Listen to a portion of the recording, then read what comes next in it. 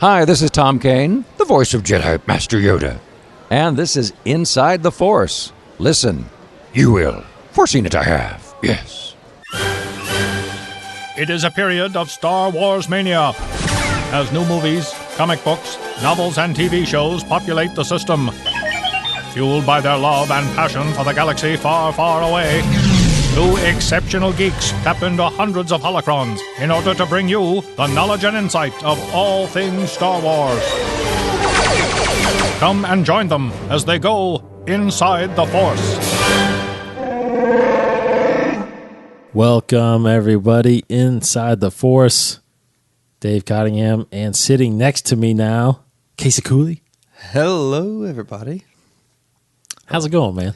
It's pretty good. It's been busy. Pretty good. It's good. It's always busy. Yeah. We've had a heck of a year. Little bit delayed on this show just because little thing we did that we'll talk about here. We kind of hinted at it last week, I think. Yes. We're not that far behind. We're actually a week behind, but no big deal. Hope everybody still has celebrating a good New Year start off to this year. Not a lot of news as far as the films and the TV show goes, but got a lot of extra things to talk about as we get into this episode of Inside the Force. So let's go ahead and kick that off. And first up, whatever movie news we got for episode 7. Kicking it off. Face. Yeah, not much for the movie except for apparently there's a rumor going around about the second Force Awakens. It says, I've heard it's a second teaser trailer or just second trailer. I don't know, but nonetheless, a second glimpse of The Force Awakens is rumored to be released with the Avengers Age of Ultron in May. Which makes complete sense. Does.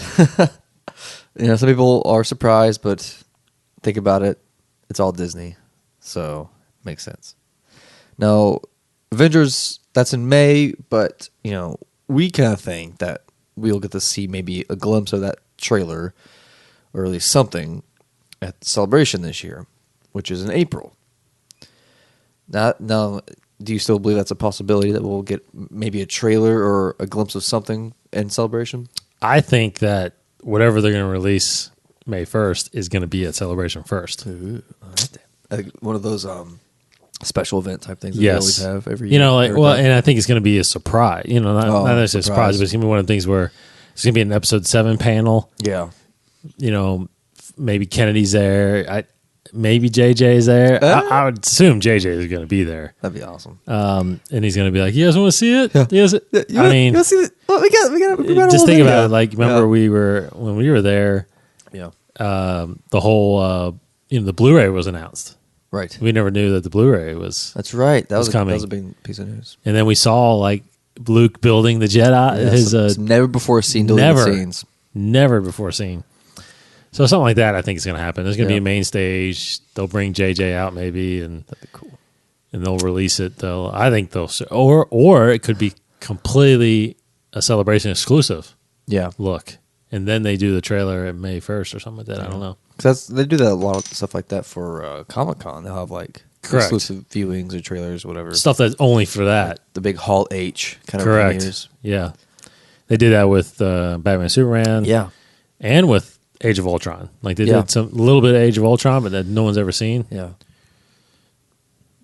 But no, I think Celebration we're going to get a lot of things. Episode 7. One more reason why we have to go to see if we will get that. One more reason. What? Yes. Because in addition to the other ones that we will mention. Yeah, exactly. So, other than that, there really isn't anything worth speaking of. I don't believe George Lucas is being interviewed a bunch because he's got a new movie out, Strange Magic. Yeah, it kind of came out of nowhere. Yeah, well, he just did the story for it, kind of one of those things. But they were, of course, asking him about the Force Unleashed. Oh, I'm sorry, Force Awakens, and he said that he's finally seen the trailer. Basically, some quotes. He says, like, I haven't seen anything. I saw the trailer. It looks great. It looks interesting. But he goes on to say, like, he's emphasizing that he really doesn't know anything about the movie, or at least that's what he keeps talking about. Like, I haven't seen anything. I'm being totally surprised by this film because that's kind of technically what he's always wanted. He's always wanted to be surprised by Star Wars, but hasn't had the opportunity. But some people are debating whether or not Lucas has really had any input at all on this film, because sometimes he says, like, I have been totally detached from this, but other people are saying, like, his son has said, like, he's constantly talking with J.J. Abrams. Like, he's been kind of a consultant for the film. Some people are saying, there's conflicting stuff, but it seems like maybe Lucas has had a huge hand in it in the pre-production aspect of it, probably. But as soon as production hit, he took a step back. So in a sense, yes, he doesn't know. He hasn't seen anything. He doesn't know what's going on set, which is, majority of the surprises and majority of the fun is seeing it unfold. But I'm sure he knows the story of it, pretty much. He just hasn't seen any of the footage. Mm-hmm. It's weird. I mean, I was thinking too, like reading some interviews with Mark Hamill talking about it, and like I would like to ask them, like, is it weird and different being directed in a Star Wars film besides someone? I mean, they had Irvin Kershner and Richard Marquand, but it was so long ago. I was like, right. I want to know if it's weird for them being directed other than George Lucas, But I did read an interview or a quick soundbite from Mark Hamill, which he made a great point. Yeah. He said that what's so great about working on Star Wars right now and seeing Star Wars films now is they are actually now getting made by the kids that grew up watching Star Wars. right. JJ, Garrett, Ryan Johnson. Yeah. That's Ryan Johnson. That's going to be doing the next ones. I mean, these guys are all fans of filmmaking and got into filmmaking because of Star Wars. right. So he's like, it's so awesome, seeing it come through their eyes. He goes, that's why he's just confident in how Star Wars is going to keep going, because these guys have the reins now. Yeah, it's being made by the generation of the haters. I feel like people who like hate the prequels. Yeah, and like kind of like hated how maybe like George Lucas, they say, ruined their childhood, because one of the writers of the spin-offs got into some heat about that, because I forgot which one it was. Oh, really? I don't know if it was Gary Whitta or any of the, I can't remember who it was, but yeah, apparently several years ago, one of those writers went on some forums talking about how they hated like the prequel Star Wars and how like George Lucas ruined it or whatever. But he's writing Star Wars now, so it's being taken care of by some of the people who actually criticized it. So that should tell you guys out there that they won't make the same mistakes. Hopefully, that you feel that mistakes were made. But even if, that's not a guarantee that people are going to like what he writes. True. Yeah. So everybody's got their idea of Star Wars. I know. Like Kevin Smith's idea was like having Boba Fett time travel or something like that, wasn't it? Like he had he's like, I wish if I had my idea, it'd be like, you get Boba Fett and he would like go back to the originals and like mess with all this stuff. It was some crazy convoluted idea. They better not do time travel in Star Wars. Oh, absolutely not. Yeah. But no, I think, we've talked about it 100 times on this show about how we feel about the prequels. Yeah. I mean, I don't know. It's just get over it, people. It's part of Star Wars. Get over it. And it's part of it, regardless if you like it or not. It's there.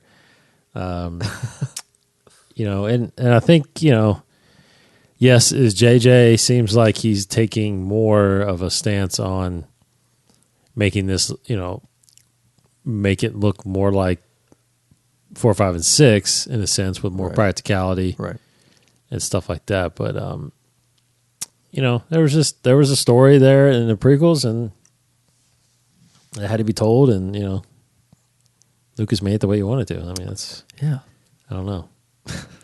Come on, people. So, moving on to like the TV side now.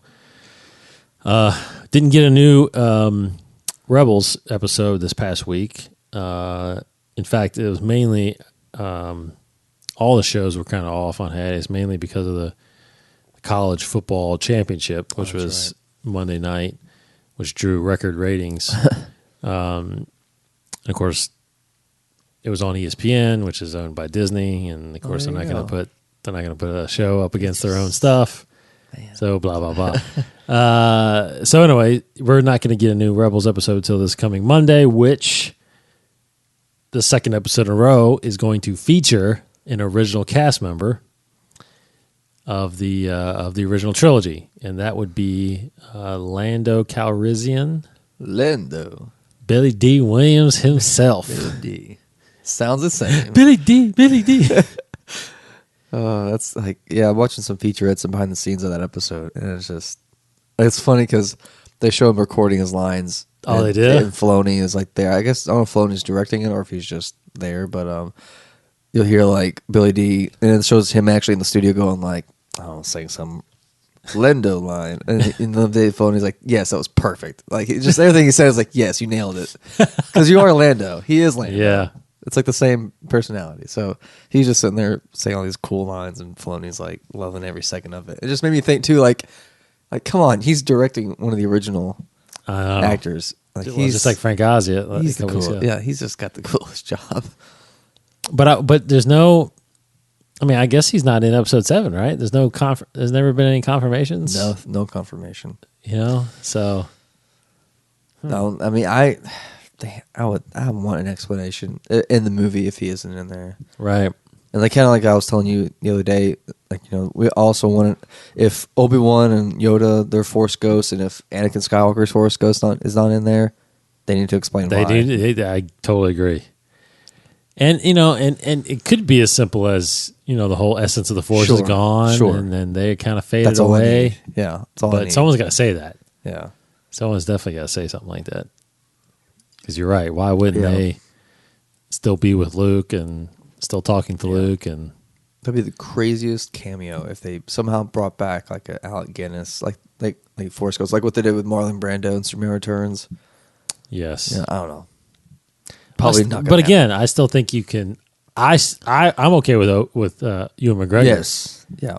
Looking like Obi-Wan, Yeah. old Obi-Wan. Hayden Christensen back. But I'm up for Hayden coming back. Yeah, I mean, he's in it. He's not doing anything. no, of course not. Come on. I'd be up for that. Yeah. Totally. So anyway, we're getting that episode this Monday. So next week we'll talk about that. If you guys can go ahead and obviously check out StarWars.com. Go to the YouTube channel. You can get the next Rebels Recon, which is Path of the Jedi. They talk obviously a little bit more in depth about that. But also, you can go to the Watch Disney XD app and watch. It's called Idiot's Array, which is the episode coming out with Lando. You can watch that right now. I'm actually going to watch it tonight. I totally forgot about it this week because we were doing other things. So I'm going to check that out and talk about that. Another bit of TV news real fast that I failed. You remember last week, or last show? You remember I brought up that whole thing where there was that someone tweeted out like the upcoming release schedule for the Star Wars stuff, Star Wars series. Oh, yes. Remember I talked to you about that? Yeah. As like season 2, Yes. Rebels. There was a Star Wars Underworld. Right. Well, the reason why, you remember I told you afterwards, I was like, there's a reason why I brought that up. I couldn't remember.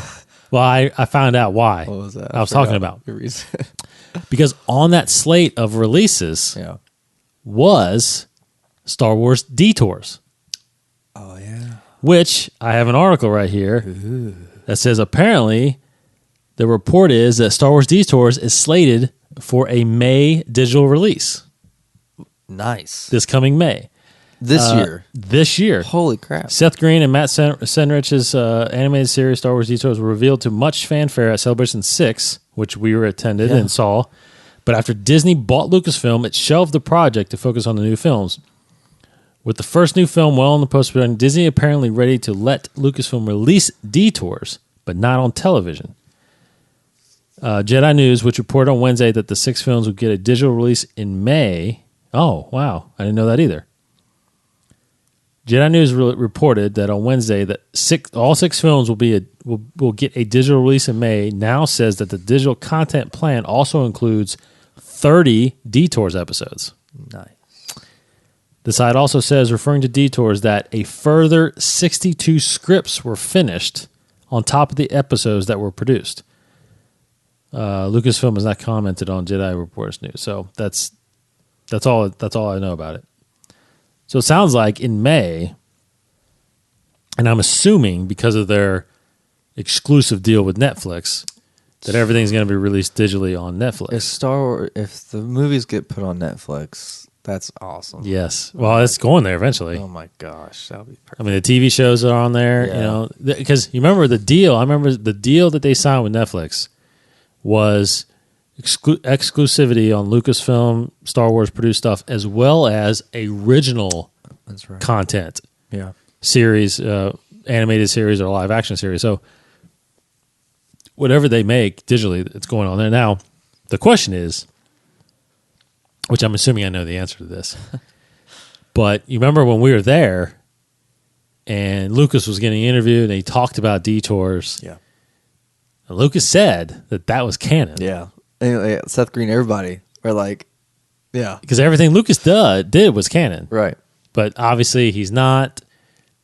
I would not venture to guess that this is canon. Yeah. But Well, I kind of feel like that's just Lucas knew by that time he was kind of probably on his way out, maybe. maybe. So he's like, yeah, sure, make it canon because I'll probably erase it later on or whatever. But yes, I definitely remember that. And even watching like the clips, Yes. like how in the world could that be canon? I know, It's right? so I absurd. did. Like the Death Star was a shopping mall. It Well, was- they disguised it as a shopping They mall. disguised at it. first. That's right. Oh and my gosh. and Leia would go to like Dex's Diner. Yeah, she's like a little brat. Yeah, I mean it's definitely not. But it looks hilarious. It was Yeah. hilarious when we watched it. Yeah. One of the best parts was Han putting on the Indy Oh hat. yeah, that was really cool. I love that, and the Akbar trying to come up with like that catchphrase. Like it's Yeah. it's a rap. It's a something. Like, he kept Yeah. saying these things, and then he says it's a trap. You can well see that's the thing is I've searched. You can't even watch. You can't see anything detour. So If I'm you- glad it's going to eventually see the light of day. Yeah. If you want to go to my Twitter account, I remember tweeting tons of images from that event. Yeah. So if you want to see If this report is true, yes, you know, that'd be so cool. you'll see Rebels or detours eventually. Yeah, Which is I'm telling you, it looked fun. It looked Yeah. really fun. But aside from that, you know, it's like that was the next part of Star Wars we were looking forward to. You know, it's It like was, yeah. we thought that was really going to be. It's like Clone Wars, and then was that. Yeah.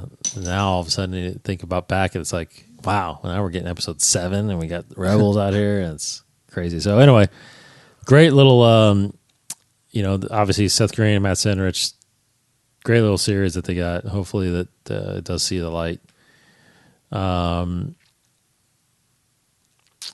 So moving on, again, you know, Rebels was only is new coming up this week, wasn't new last week. Next thing was the big release this past Wednesday of Star Wars taking a brand new step into their continuity, large continuity library. You know, the first was Star Wars Rebels. Now, and then a couple novels have come out, and now Marvel is back producing and publishing Star Wars comics. Yep. And this past Wednesday saw the massive release of Star Wars, simply Star Wars #1, on the comic shelves. And I say massive because I think there's like 30 variant covers of this thing. Yeah. And the projections were that this thing was going to sell 1 million copies. That's crazy. 1 million, which is ridiculous. Because they don't even make that many. Because of all the variants, Yeah. it equals around that, and apparently everything's getting sold out. Have they been issued like how many that have been sold at this point? No, I don't know. I don't think they, not yet. Yeah, they make that even public, I guess. I don't know if they'd make that public. There's sites out there that tell you, you know. Yeah. But see, and it's all based on, the problem is it's all based on orders. Yeah. You know, like Diamond's orders. Diamond's is the comic distributor. So the problem is like they'll, you know, a comic shop may say, I want to order, this is where I always think that the numbers get skewed. I want to order 30 copies of Star Wars because I got people that want it. Well, if some shops don't allow it, but some do. Some shops will let you buy more than one, or because believe it or not, there are comic shops out there that believe that they want their customers to have the chance to buy it versus someone buying like 5 of them and trying to sell some on eBay. And that's the problem, is that you get people in there that walk in and buy 5, 6, 7 copies, but you really can't count that, because they're trying to resell it on eBay for more money and blah blah blah. So it's hard to project it. So they but that's how they skew the numbers a little bit on orders. But either way, it's out. We both have read it, so we're going to review it right here for you. So, Casey, your thoughts a little bit first on just the overall book, Star Wars #1. I really liked it. It actually felt like it read too fast in a way. Like I was so into it. Next thing I knew, it was over. Mm-hmm. It was just that entertaining and that gripping. And we talked a little bit about this. It reminded me a lot of the other Star Wars series that was just last year. Yes. The art, Star Wars. Yeah, the art was similar, but it was just maybe it's just because that felt like the original Star Wars. This also felt like the original Star Wars. Like, it was just like a fun thing, and I thought it was a very interesting way to start it. Like, they throw us right into like another kind of secret mission that the original 3, the big 3, are part of. Because it's. I never think about like what they do, honestly, between the movies. It always seems like they're kind of not doing much until the movie happens. But this, looks like a big deal. Like, whatever their plan is for this first run, and like Vader gets involved at the end. Yes, like it starts off like already in a huge moment, and the very last panel is great cliffhanger. I know. Like, we wait a whole month now to read the next. So anyway, also this book is written by Jason Aaron, and the art is done by John Cassidy. Now, the art I thought looked really, really cool. Yeah, but very similar to, like you said, Star Wars #1. It really did feel like that book, because that book, roughly, I think that book said it took place like 6 months after episode 4. It just didn't really say when it takes place. It's after episode 4. I would say around the same Maybe time, not shorter time. Which is it's just so crazy, because I have that story, which was a fantastic story, in my head still. So, I don't know. I would say go read it, but I'm like, it's not canon anymore. Yeah, so yeah.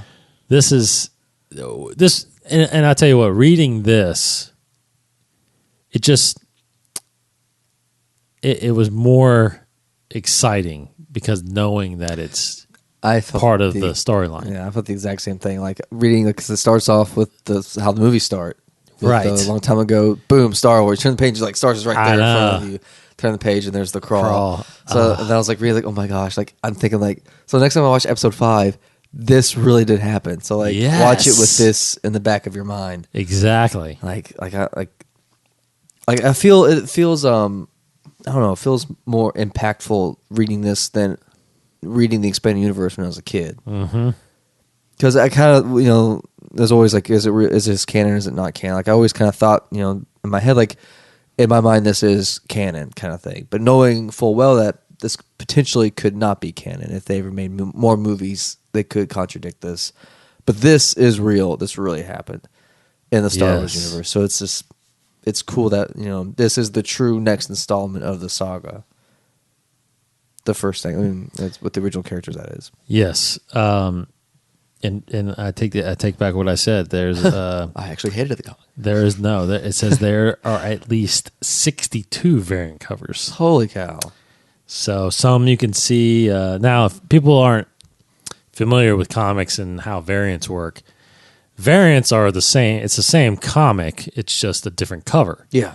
Now, they don't make as many of them, obviously. And most of them, what they are, they're called retailer incentives, meaning a comic book, your local comic shop, when they order 25 issues of #1.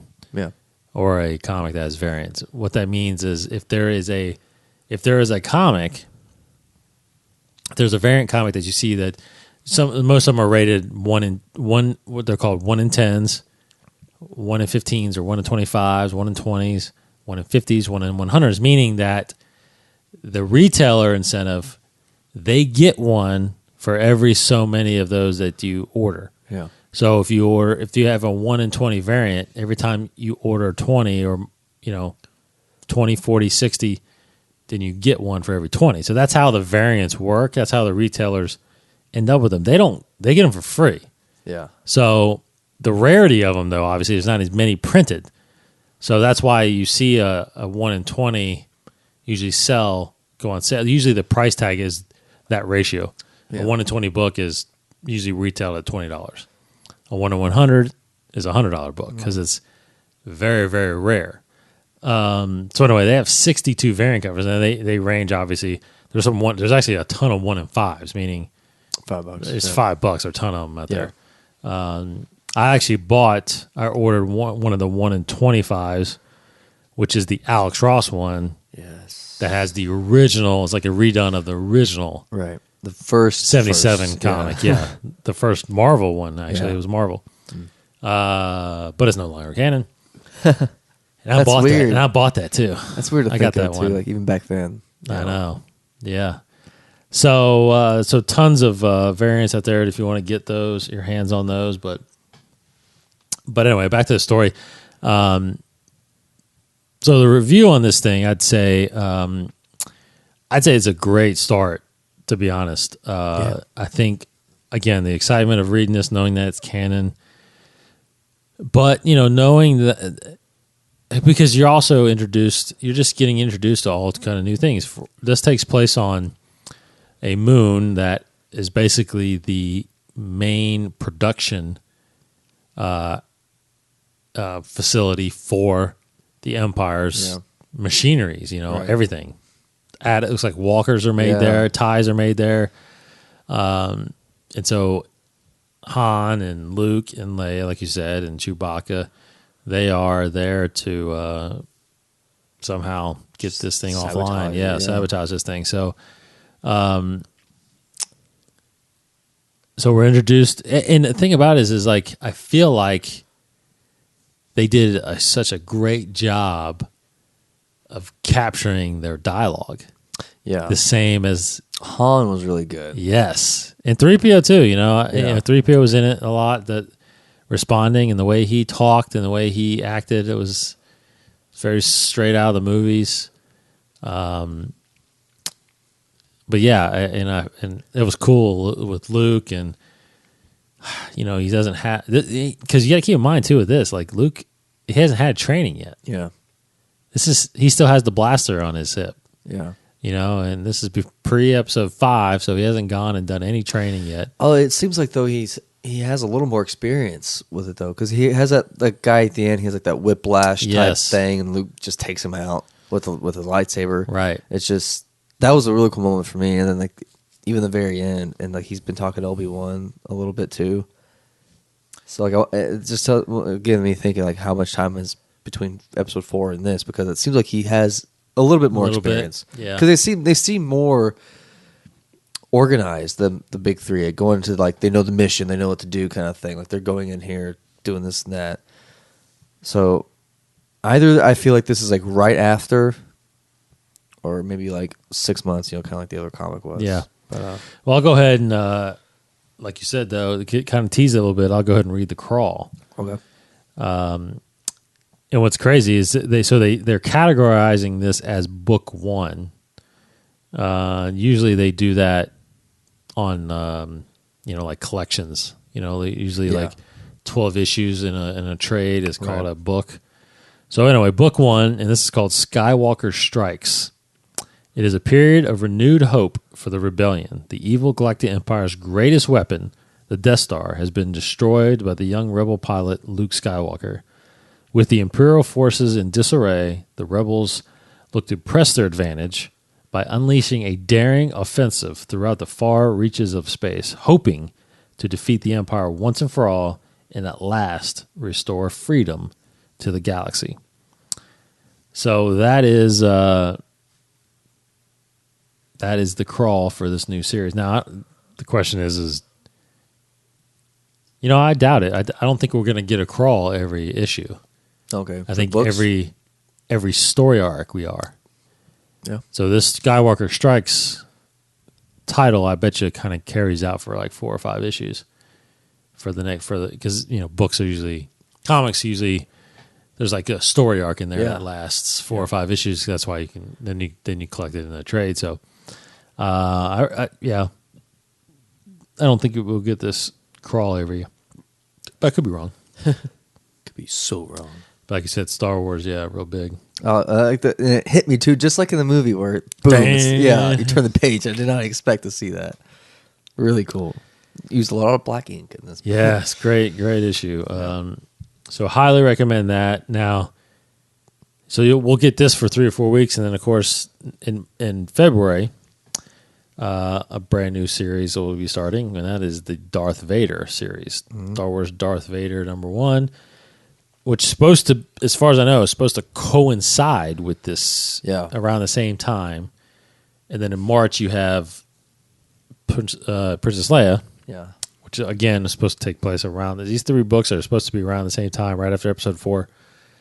Then the only other series I think we've been confirmed is this summer we're going to get Kanan's story. The Last Padawan. Yeah. Which I'm actually looking forward to that too. That looks pretty good. So, they're putting a lot of story into Kanan's character. I mean, he's they're trying to make him seem like almost as just as big as a role as the original 3. I don't know. I mean, I guess especially think if he's going to live on past Rebels or interesting. I think he's in Episode 7. I'm telling you. I think Gus Van Sant, man. Yeah. Max von Sydow? Oh, Max von Sydow, yeah. He's I think it's I'm trading between him or Ezra. Yeah. But I think it's Kanan. I was watching a little bit of Minority Report today, and he's in that. I was like, just thinking about, gosh, what is he doing? Who is he? And not to discount him, but he looked really old in that movie. Yeah. I mean, that was like 10 years ago, right? That was like 10, 11 years ago. Yeah, he's in his 70s now. So, bless him. Yeah. All right, so that is that's really the comic stuff we wanted to kind of talk about. So before we, and again, I think the next novel got pushed to March, which was Heir to the Jedi. Yeah.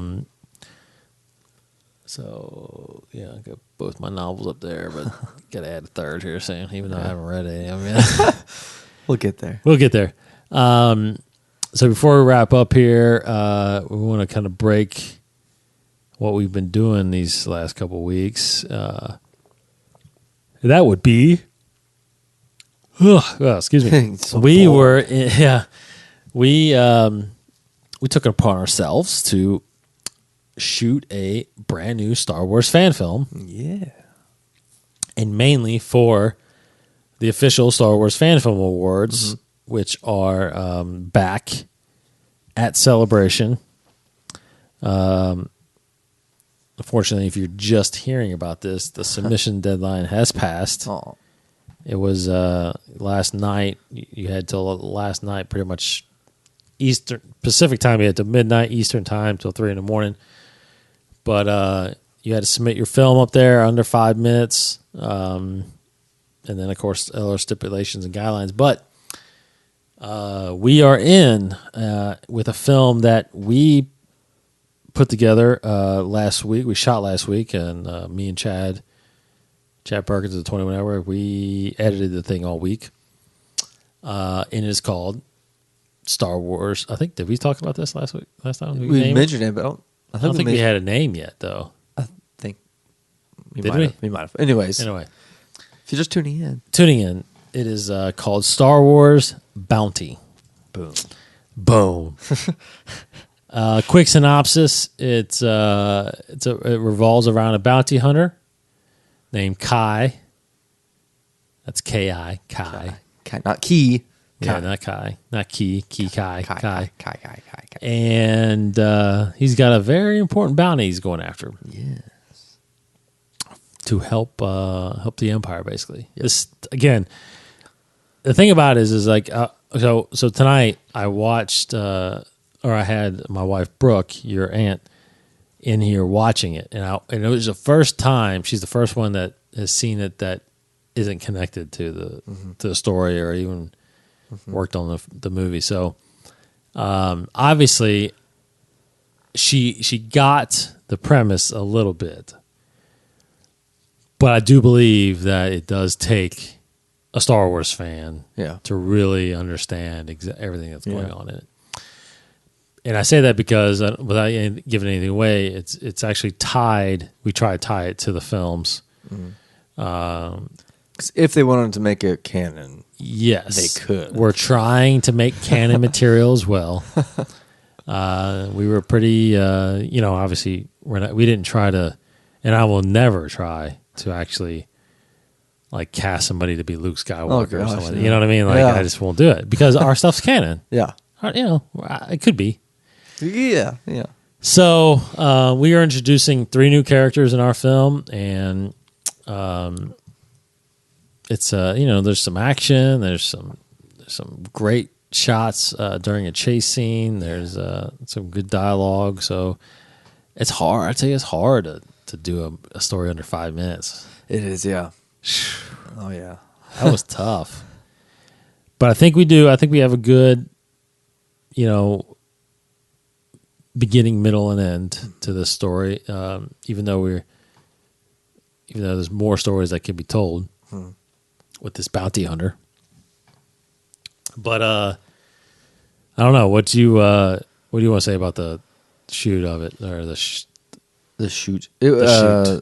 We shot it basically a week ago. Yeah, all day. It was something new.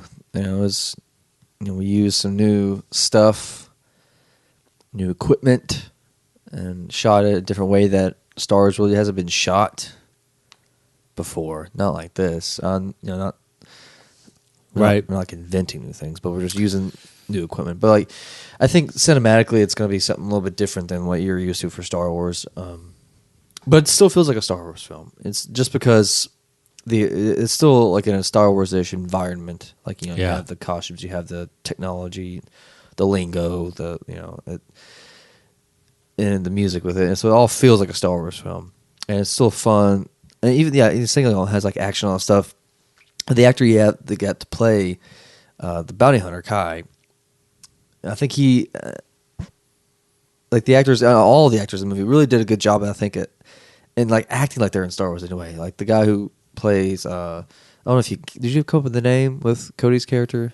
Yes, he is. His name is Tenor. Like he even, Tenor Vordosa. Vordosa, nice. He even tried to channel like a Star Wars-ish kind of like accent in a way. Like, these actors put a lot of flair into it. And like, Freddie, who plays Kai, was very serious, but in a way he has that kind of like almost a fun delivery, and in some senses, I don't know. It's not totally like melodramatic serious. Like it still has some like Star Wars. It's hard to explain, but it feels like a Star Wars movie. And I really loved it. It was fun to not just make a movie, but make a Star Wars movie, which is always a dream to do. But hey, you've made several Star Wars. I've made several at this point. Yeah. Yeah. Now, granted, us at the 21 Network or us at 21 Productions, God, let me think. This is basically our 6th Star Wars fan film. If you count, we've done 2 original ones, Rise of the Troopers, and our first one was Unknown Discovery, and then we did Rise of the Troopers. Now, those are connected. They are sequel and prequel. And those center around our troopers, TK421 and TK221, or I'm sorry, TK212 and 221, not 421s from the film. But anyway, those, and I still have plans to make a third of that. We have a script. We do have a script. But what we've done the past couple of years is kind of a new tradition that we're doing May the 4th videos. Yeah. We started off a couple years ago with a little kind of just a real simple one called Star Wars Quotes. And last year we kind of got more, I guess what you call it, more narrative about it. We actually made a film, and Well, we still kind of connected it to it, so they're all still connected. But we did 2 last year. We did one on May the 4th, which is called A New Hire, and then we did Revenge of the 5th, Yeah. which is called Resignation of the Sith. But to think about it now, so all 5 of these have technically been all comedy based. Yeah. You know, where we kind of went down the whole sport, not what do you call it? Satirical. Yeah, what's the parody? Parodies, But this one, I felt like I've always, and I remember I expressed it to you a lot. I was like, I want to do a real serious Star Wars film. You know, Me too. So this came up, and I was, and granted, trust me, we had ideas for comedy ones too, skits, you know, that we may still do for like May the 4th, but I really wanted to center towards the serious one, and I quickly wrote this up. And actually, it was good because a couple weeks ago, me and Russell, who helped me write this thing, we kind of took a road trip because we had to go work out of town. And while we were driving, this story got pretty much hashed out because I had a whole different storyline for this, but this ended up being the more obvious one to do. So, yeah, we took one day and shot.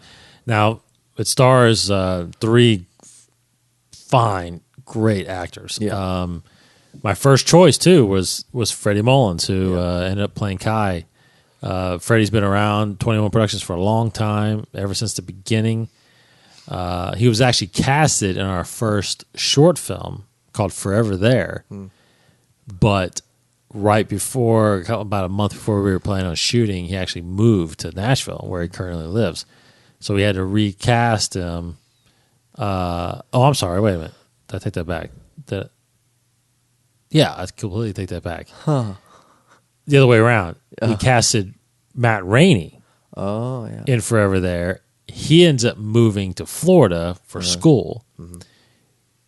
And then Freddie came in and stepped in and was part of the film. So he's actually was in our first short film, Forever There. And then he eventually moved to Nashville, and where he actually is an actor. He's been doing a ton of music videos. Obviously, it's Nashville, so it's all country music videos. But he also does music himself. So you can go to iTunes and search Freddie Mullins.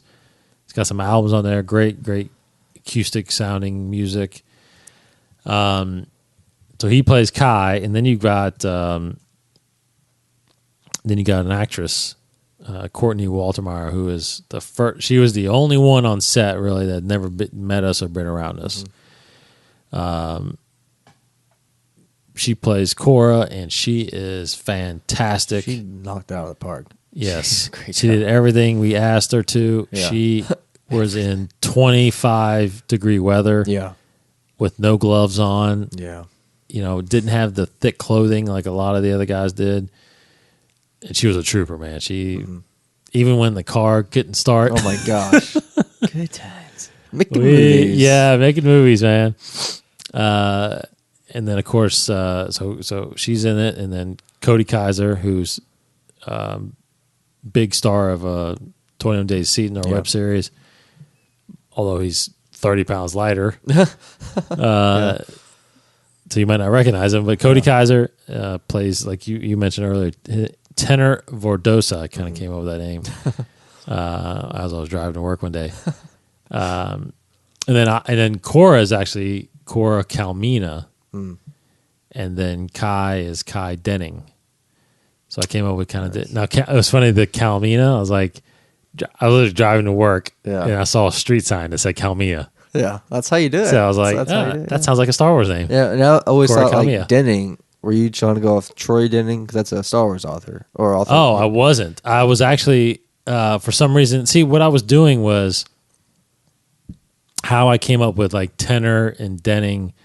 I was taking a word, and I was just thinking a word like megging or basically I was taking a word and I was just changing letters in it. Yeah.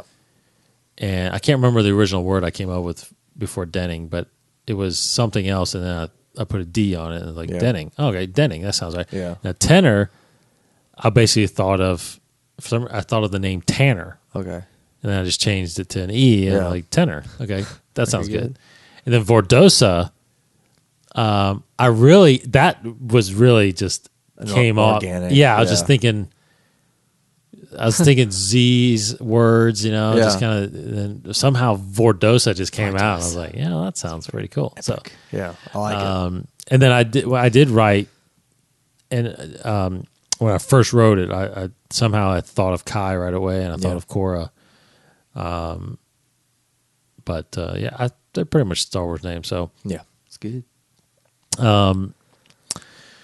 so this movie, even though it is technically finished and uploaded to StarWars.com for the Fan Film Awards. Now, the rules of the Fan Film Awards, if you're not in it or not, real quick, the rules basically are all the films now are being judged by their panel from now until March 6th. So you can't see them, you don't know who's in. They will pick basically the top 25 films. That's it.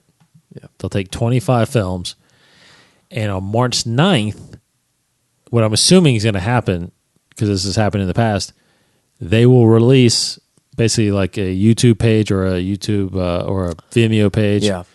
of all the 25 entries, and that's when the audience voting will start. So you can start watching these things and voting for these films, because at Celebration in April is when they release the winners, and one of the categories is audience choice. So your vote does count towards the awards of this film and all films.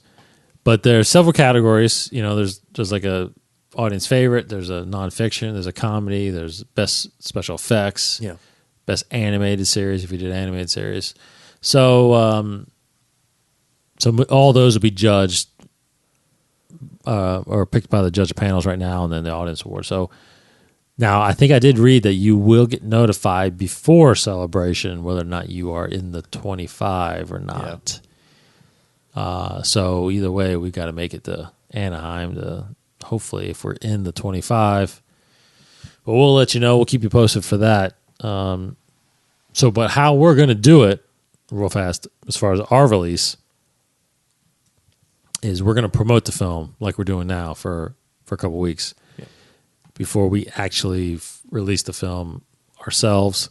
We'll put out a trailer. We're going to put out some behind the scenes clips of the making of it, get you guys ready to see this thing. And I hate to say it, but it's only 4.5 minutes. So it's like, it's not something you can dive yourself into for a while. It's just kind of watch this while you're Watch it for the Easter eggs and all that stuff. Rewatch it. while you're sitting at a stoplight. You can probably watch this thing. Yeah. So, but there's a lot there. Like Casey just said, there actually is a lot of Easter eggs. There's a lot of connections, and we just hope you enjoy it like we enjoyed making it. So, but check that out. It's called Star Wars Bounty. I'm not 100% sure I'm going to get a website or not for it, but if not, it'll definitely just be on your YouTube channel. So anyway, check that out. Star Wars Bounty coming soon. Anything else you want to say about that? No. It's awesome. It's good. It's pretty good. A lot of fun. There is a aspect of this film that I'm pretty sure you have not seen in any other Star Wars fan films. Uh-huh. You know what I'm talking about? Yeah. Yeah, okay. I really don't think and that I thought of that when I was writing it, like something's got to be different. Something's got to be unique. That's the tradition of Star Wars. Yeah, like I feel like every movie you have to introduce something new. That's right. And we That's do right. that. And we do that. Awesome. Okay, so last thing before we kind of get into trivia, just like I usually do, read this day in Star Wars history, which is today's January 17th. Back in January 17th of 1931. What? Actor James Earl Jones is born. Yeah. Happy birthday, James Earl Jones. Happy B-Day. He was born January 17th, 1931. Wow. Yeah. Wowie zowie. All right, here we go. There's been some trivia. It's like 83 years old? Is that what that means? So wait, 70? 31. Yeah, he's 84. Just turned 84. today. Wow. Good for you, man. Yes. Good job, James. Stick around. 84. All right. Here we go. Trivia. This is going to be question 945. 945. 945. And this looks like it's going to be pure guess. From Revenge of the Sith, 945. What Verk? Got it. You know what a Verk is? Maybe. I don't know. What Verk was seated in Chancellor Palpatine's box at the Galaxy's Opera House? Okay. What Verk was seated in Chancellor Palpatine's box at the Gallery's Opera House? A. Swidit Concorkil. B. Coleman Trevor. See, the Star Wars names. C. Show Gax. Or D. Twan Nunnan. Twan Nunnan. 945. Okay. See, Sweet. this is, I thought about this. This is part of the stuff that I need to be versed in that I'm not, is a lot of the secondary characters. Yeah. I don't know the Oh, yeah. names of a lot of them. Yeah. I gotta get into that more, Yeah. especially in the movies. I mean, the only time. Because there's a lot of, like, even the Rebels, there's a lot of commanders Yeah. and pilots that I don't really know the names of. Pretty much everybody's got an alien. They go to that detail. Yeah, absolutely they do. Absolutely they do. Off the top of my head, I don't know what a Verk is. I think. So I'm going to go, I'll name mine first. I'm actually going to go C. All right. I was gonna do C or D. I'll say D. All right, go ahead. All right. We'll do C. Shugaxi.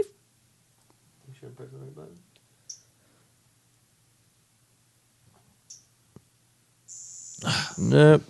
What's the answer? A. A. Swite Concorkil. So I'm gonna look up what a Verk is. Burke.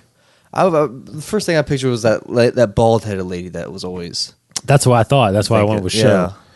So I went with shoe. Shoe, Gaxi. So a Verk is actually there was a Jedi that was.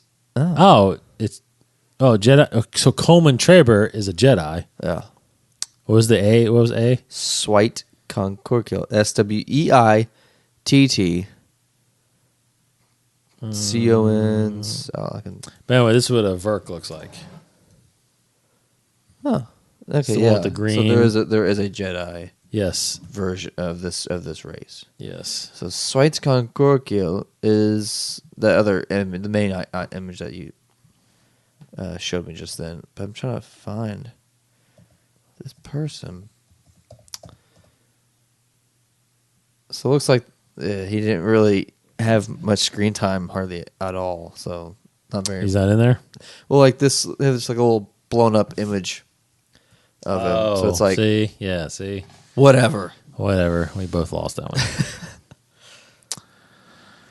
Yeah. All right, so that'll do it for this episode. Unless you got something else, Case. I do not. All right.